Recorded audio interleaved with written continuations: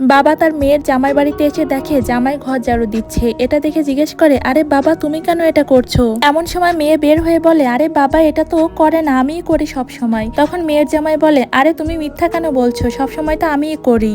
আর শুধু এটা না, আপনার মেয়ে আমাকে দিয়ে সবকিছুই করায়, আপনারা বসেন আমি পানি এনে দিচ্ছি। এরপর শ্বশুর বলে, জামাই আমার পাশে এসে বসো। কিন্তু জামাই বলে, আরে না না বাবা, কি যে বলেন, আপনার মেয়ে তো আমাকে সোফায় বসতে দেয় না, সব সময় আমার সাথে খারাপ ব্যবহার করে। আপনার মেয়ে যা করে আমি আপনাকে বলে বোঝাতে পারবো না। তবে মেয়েটি তার হাজবেন্ডের বলা সম্পূর্ণ কথা তার বাবা এবং ভাইয়ের সামনে অস্বীকার করে। তবে জামাই তাকে থামিয়ে দিয়ে বলে, চুপ করো, তুমি তোমার প্রেমিকের কাছে যাওয়ার জন্য আমার সাথে কখনো ভালো ব্যবহার করো না। তোমাকে নাকি তোমার বাবা মা জোর করে বিয়ে দিয়েছে, আমাকে আজকে সব বলতেই হবে। মেয়ের করা প্রতিটা নির্যাতনের কথা জামাই শ্বশুরকে সব বলে দেয়। এবার শ্বশুর তার মেয়েকে বলে, এত ভালো ছেলে তো সব কাজ করে দেয়, তার সাথে আর এমন করিস না। মেয়েটি এবার তার ভুল বুঝতে পারে এবং এতদিন তার স্বামীকে নির্যাতন করার জন্য সে তার স্বামীর কাছে ক্ষমা চায়।